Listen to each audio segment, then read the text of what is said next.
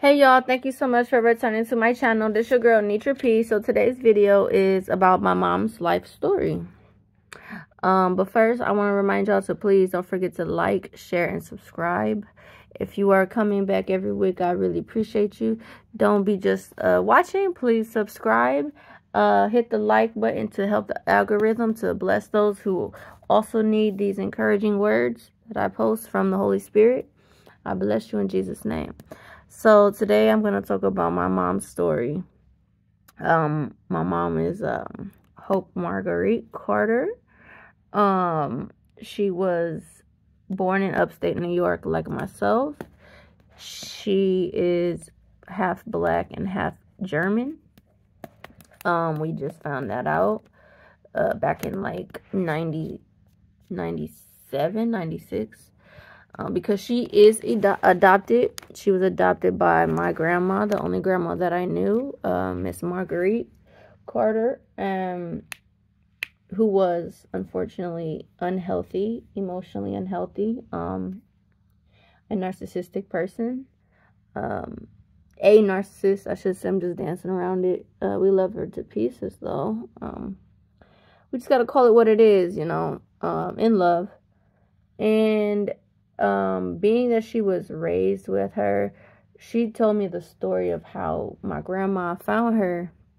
My mom was in the orphanage, and she said she never forgot that she was in the orphanage, and when my grandma seen her from across the room, she seen her hiding under the table because my mom didn't want to be, I guess she didn't want to be bothered with nobody. My mom didn't really want to go nowhere with nobody. So I guess she was hiding. She was like 4 years old, she was saying. She was like 4 years old, hiding under the table. This is in the 60s. And my grandma came over to her table and looked underneath and told her to come here. And she shook her head no, and she said, come here. And so she finally came. And then she said on the ride home, she slammed her in the seat real hard and whooped her for, you know, being a kid, basically. Yeah, and she said that really hurt her because she felt like it was overdoing it with the whooping. And she was really scared of her after that. Also, I forgot this part, skip ahead of her meeting my grandma in the adoption home. She was telling me that her brother, the white brother from her blood family, who she had met in 96 or 97, he was telling her that the reason why she was adopted was because of two reasons. One, because of her mom already had like 5 to 6 kids. I think she had like 5 kids already, and she was already struggling and poor. And they lived on a farm in upstate New York, and they couldn't afford no other kids, and it did not help. The second reason why they gave her up, because she was part black. Their granddad was racist, and he lived around that with them on the farm. And he told me a story about how their granddad, one day when my mom was like 3 years old, she was walking around in a cute white dress, and they were outside on the farm, and he stuck his foot out in front of my mom at 3 years old, and my mom fell down and got her white dress all dirty and muddy. And he looked at her with a mean look and didn't even help her up.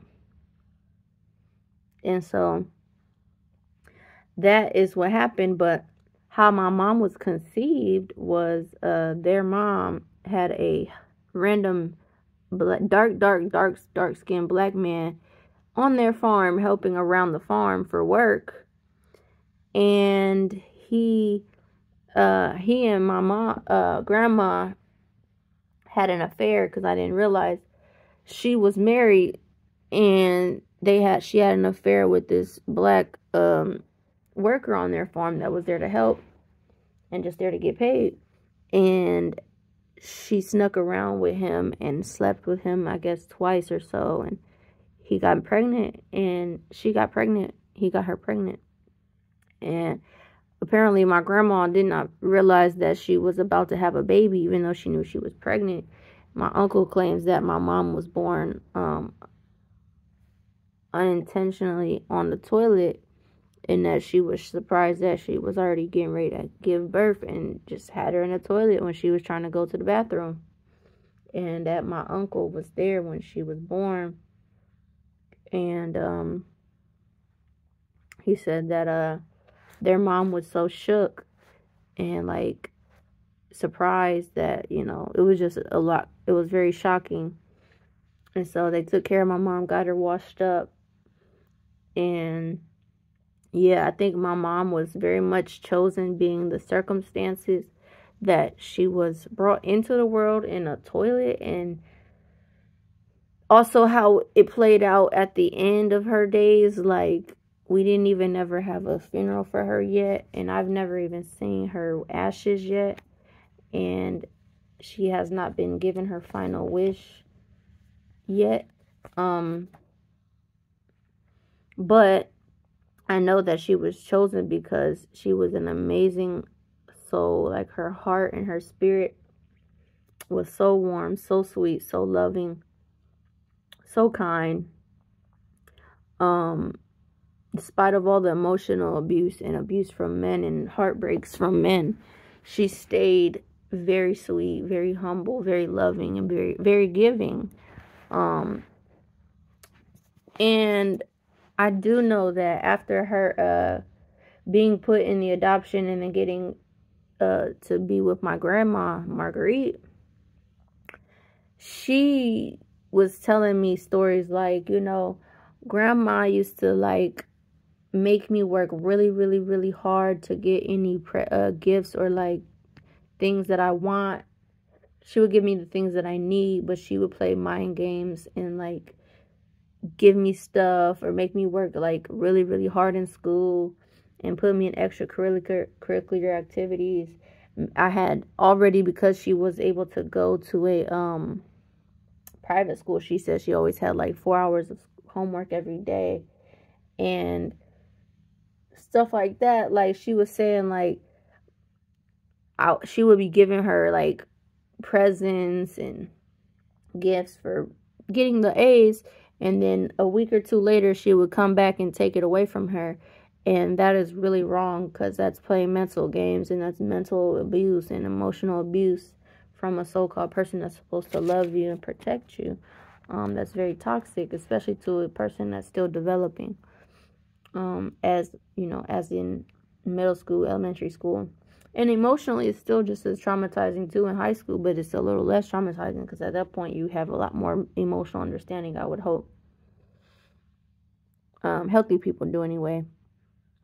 But I just wanted to say, like, she was telling me that that was very hurtful, because it's like, why give it to me then? Like, don't give it to me just to take it away. And that's true. It's very true. Another thing that I was going to say about my mom was that she always felt like her mother never truly cared about her or loved her.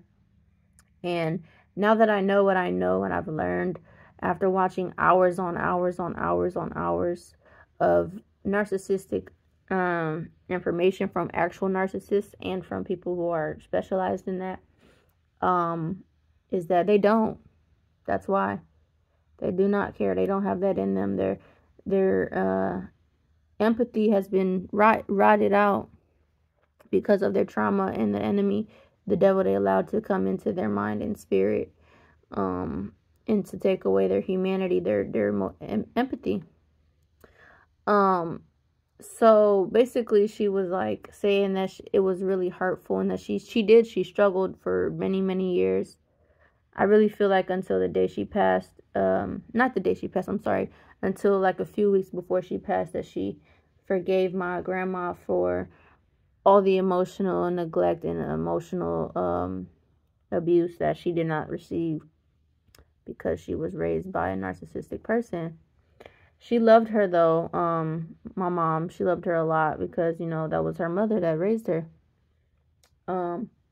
Now, it's an amazing thing. It's a miracle that she was raised by a narcissist. There's a lot of people out here that have, but most of the time, I think it's like a 2% chance that people don't turn into a narcissist after being raised by a narcissist.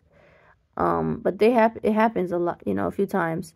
But most of the time, people are weak and they allow the pain to change them into something dark and not care about other people and then themselves. Because really, that's what narcissism is. If you love yourself, you would not hurt the people that are for you. You would not go around having promiscuous sex and ways because you were going to put yourself in a predicament to be, hurt sexually, get diseases or anything like that. But or even just babies that you don't want. Like plenty of people do that, and that's not okay either. Pre-planned is better. Unwanted and when you don't take care of what you've created is wrong as heck. But anyway, so my mom's life, she was feeling like she was never cared about. Indian giving from her parent, one thing I can say about my mom was that she was very sweet to anybody that was in her life. You could treat her wrong and she would still take care of you. She would still want to give to you. And I used to get mad at seeing that with the men that she was with, because it's like, you are too sweet to do all that. Like, that used to make me so angry. And then, like, at one point, I finally told her, like, Mom, you deserve better. And this was, like, 2008 when I was, like, 14. I was like, Mom, you deserve so much better. You're an amazing woman. You're gorgeous still, even in your upper age. Like, you look so good. Like, you could have anybody. Stop settling. And she's like, yeah, I know. I want to get remarried, so I am going to start looking. And I'm going to stop dealing with these people, these two guys that she used to deal with. She was dealing with these same two guys for 10 years. She felt like years ago, like, if you can't beat them, join them. Can't get them to act right. But that's not the right attitude either. Because, you don't want to get bad karma on yourself either. And I think she was chosen because God revealed it to me. And I feel like he passed down what she kind of struggled to do and complete and to go into. And so it was passed down to me and a lot of the gifts and things like that. So after she, graduated high school, she went into the Air Force. And in the Air Force, she told me that being sent from upstate New York to, where is that? In South Korea. When she got to South Korea in the Air Force, right out of high school in 75. So I think, maybe it wasn't right out of high school, but she graduated in 75 and went there like 77. 77 or something like that. And she was saying that they sent her from upstate to South Korea. And when she got to it's a men's base that she got to in South Korea, and they had no idea she was supposed to be there. And when she got there, they was like, this is a men's base. There's nowhere for a woman to go on this base. We didn't even have it in our system that you were supposed to be here. Why are you here? How did you get sent here? And all of that. And she didn't tell me nothing else other than they just told her that there's nowhere for a woman to be on the men's base and that there was nowhere for her to go.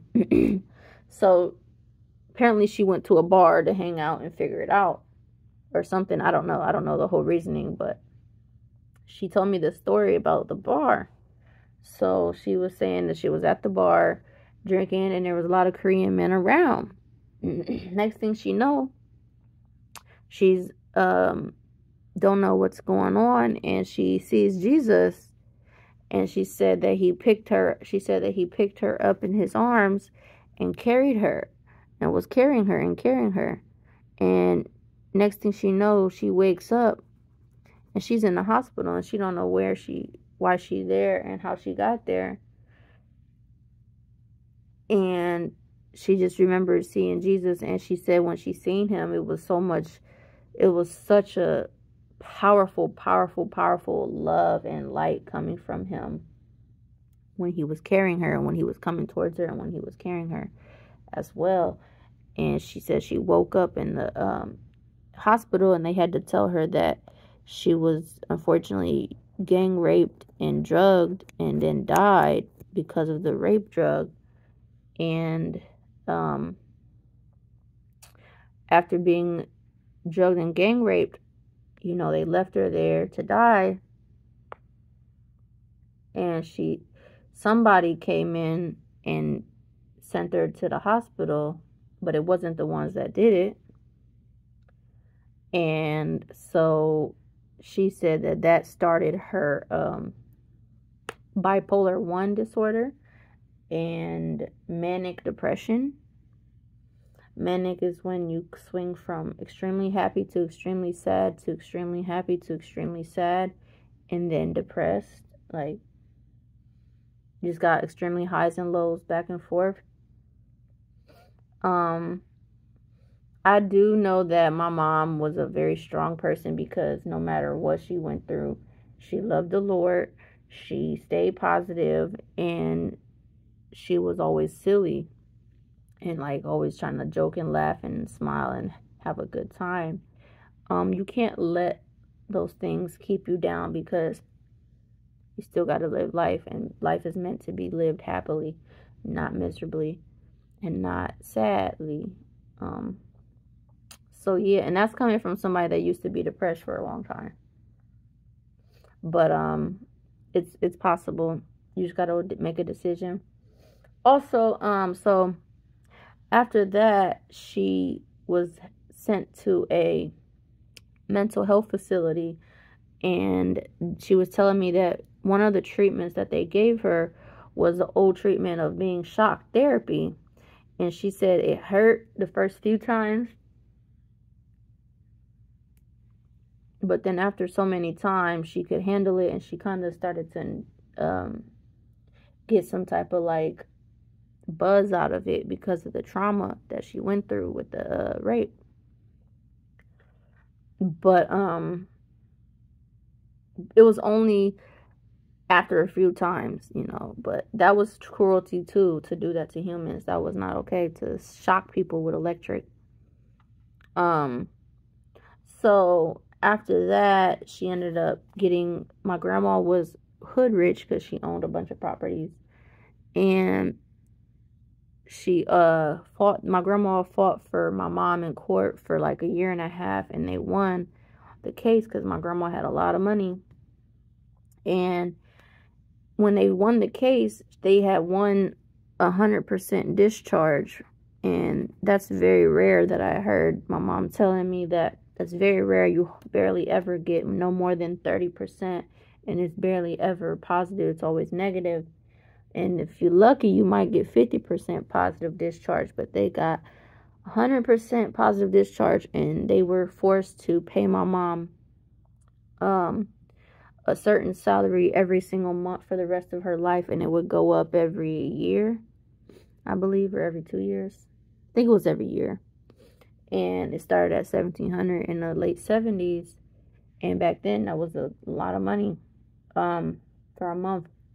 And so my mom was, because of that situation, they told her she just can't ever work a job because she's getting paid from the Air Force every month. Now, a lot of people told me like that was a blessing, because you know, nobody wants to work for somebody else and clock in and clock out. It's miserable. Yeah, but if you're not careful, you get into, you know, a few bad habits, like not being productive. So anyhow, that happened, and then she married my brother and sister's dad, and apparently he was very toxic, very emotionally, and sometimes could be otherwise abusive, and a cheater. And she got pregnant 4 times in the last, she had like 3 miscarriages, and then had my sister, and then they broke up in like 87 from their 3-year marriage. Then she met, with my dad, she knew my dad since she was 15, because I guess he was like around the neighborhood on the west side of Rochester. And he said that he remembered seeing her with her dad coming out the house, and her dad was outside, my mom's adopted dad, Walter. And he was like, or I'm sorry, I said Walter, that's our uncle. I'm tired. Dennis. Grandpa Dennis, and she said that my dad seen her come out the house and he was outside with them, and my dad looked at her, was like, dang, she fine. She's so fine. And then my granddad looked at him and said, watch it. Wait a few more years. Wait till she about 2021. And he was like, oh my gosh, she's so fine, but okay, I got it. And so he said that he known her since she was 15, but they didn't get together until later in life, like 32 or 30. Well, my sister was born at 33, so probably like 35 or something like that. Like, but they've known each other. So, yeah, and she was telling me, like, when she got with my dad in, like, the early, I think they got together, like, late 92 or something. I don't know, but I wasn't born until September 93, so, yeah. And then she telling me her relationship with him, that he was sweet, he was fine, he was handsome, and that she was like a writer for him. That he almost got pulled over one day back in the day, riding together in his car in New York. And she said that he got nervous because the police got behind him and was getting ready to pull him, or did pull him over. And he was like, oh my gosh, I got a bunch of coke in the car, I don't want to go to jail. She was like, don't worry about it, I got you, watch. And so she was like, show me where it's at. And he said she put it in her boobs on her left and her right and got out. Or she said, all right, act like we arguing. And so they started fake arguing. And when the cop came, he was like, what's going on? I see you, da-da-da-da. Do you have anything I need to worry about in the car? And so my mom, before he could even say too much, the cop, she was like, they were still arguing. And she was yelling at him, and she was like, got mad out and got out the car and stormed away, fake mad. And he was like, I was so glad your mom was smart like that. He was like, that's my girl. And I was like, that's funny. Let me find out Ma was crazy at one point and was turned like that, like trying to be like that. Because like the mom I knew was like so quiet, so sweet, so, just so innocent, like, and just sweet, and wouldn't seem to do something like that. But so yeah, and so after that, they broke up. They were together 6 years. They broke up in 98, and she was like, I was sick and tired of him, staying out all night, no, I don't think he was cheating. She was saying, well, he told me he never cheated. He was just out drinking and drugging and making moves all the time, making money. Really just a part of the drinking and the drugging. And she was like, he was taking her jewelry and selling it at times. Like, that junk is wrong as heck. And I remember I think I might have seen him one time when we were getting ready to leave the house in 98. And he was on his knees just begging, like, please. He was crying. He was on his knees like, please, I love you. Don't leave me. Please don't leave me. I love you so much. And she was like, you know what? I can't even do it no more. Sorry to tell you. And she was like, it's done. And he was in tears. He didn't call her no names, even though they have fought like crazy curses, and they didn't hit each other, but they used to throw stuff at each other. I guess that was pretty toxic. That's toxic. You're not supposed to be throwing stuff at each other. But yeah, and so she just left in 98, and we found, a family friend, the friend of the family, her homegirl, and a black lady, and she was like, I'm about to go out there with my sister out there. Would you like to come? She was like, yeah, I'm going to be out there for a week to see if I like it. And did you want to come? And my mom said, that's perfect. I'll come with you. And they both came out here in Ohio for a week, and she liked it. They both liked it, and they came out here a week later. So basically, we ended up losing contact with the family cousin, the adopted integrated family cousin, the lady that brought us to Ohio and Columbus, and her daughters. We lost contact with them like about 1.5 years, 2 years in. And then we contact back with them in like 2004, and then lost contact with them again. So that was crazy. But also the thing about it was, when we got to Ohio, you know, she just was feeling so relieved because there was a bunch of family drama with her mom and lies about her being to blame for my grandma being stolen from the church, and you know, my grandma's church, and getting, what is that, like a house aid, nurse aid, because my grandma was always old since I wasn't born. She was already like in her 70s, so we're about to be 70. And you know, it's just really crazy how my mom always felt like people never cared about her, people didn't love her really, people didn't care about her feelings or care to be a part of her life and things like that. And it made me mad because, like I said, she was so sweet and loving and giving and just a very sweetheart. And when she started to have friends that we were around in the 2000s, early 2000s here in Ohio, it seemed to be really good, you know. But I don't know. I don't trust too many people, man. I don't. But I feel like now that I'm looking at that situation, the way she was feeling, like, that's just even more proof to why I felt like she was, because God revealed it to me last year that my mom was also chosen. And that's why she was always feeling like she was alone and nobody cared and all of that. But to say, watching her pass away in front of me, I still deal with the images and I still deal with the pain of not having my best friend anymore. And the fact that people around me was able to cause me so much strain, stress, and pain, and, you know, backstabbing and extreme backstabbing was what was diabolically crushing, and diabolical on their end and crushing on my end. Because how can you say that you care about me and know that I've been through the most traumatic thing that could happen to anybody in this earth, and you know, I still continue to do that? And that just proves how people didn't ever care. But I will say this, because of my mom, I know Jesus. She always would testify to me, my siblings, and to anybody that would listen, that she would say, this is her words exactly. When they would be in a conversation and things started getting deep and she started talking about life, she would always tell people, when I was in the Air Force, I was drugged, gang raped, and died, and I seen Jesus Christ. He carried me, and I woke up in the hospital, and I know that it was Jesus that saved me. And she would say, she she know that she know that you know that you know the grass is green and the sky is blue. Jesus Christ is real, and he got her out of that. And I was just like, that is so powerful. And I was 6 years old the first time she told me this story.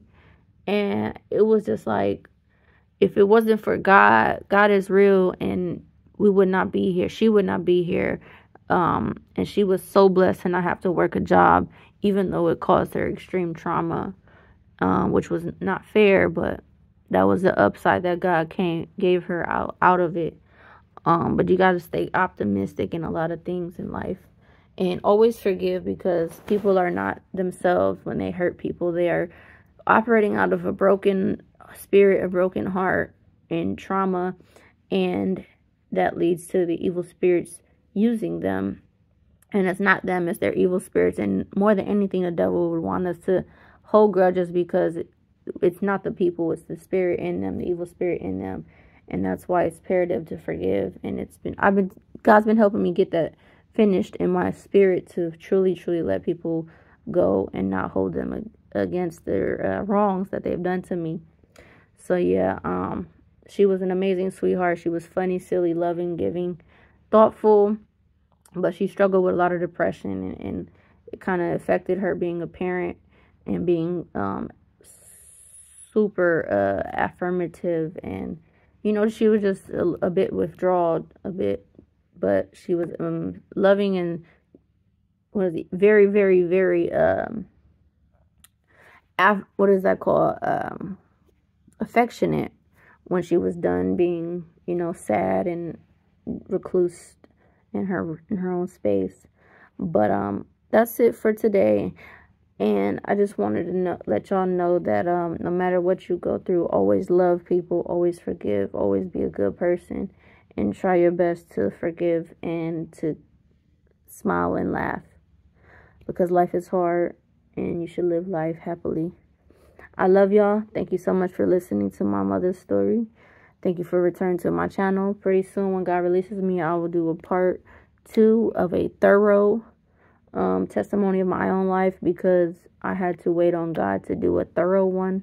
I just wanted to get some of the things out there. There's a lot more to it that I did not speak on because it just wasn't time yet. Still waiting on God to release me for the whole thing, but it's coming. All right, y'all. Thank you so much for listening to my video today. Thank you for returning to my channel. Please don't forget to like, share, and subscribe. Hit the notification bell so you're aware of new videos that I post. I love you. Jesus loves you. Thank you so much. Shalom and mwah. Bye.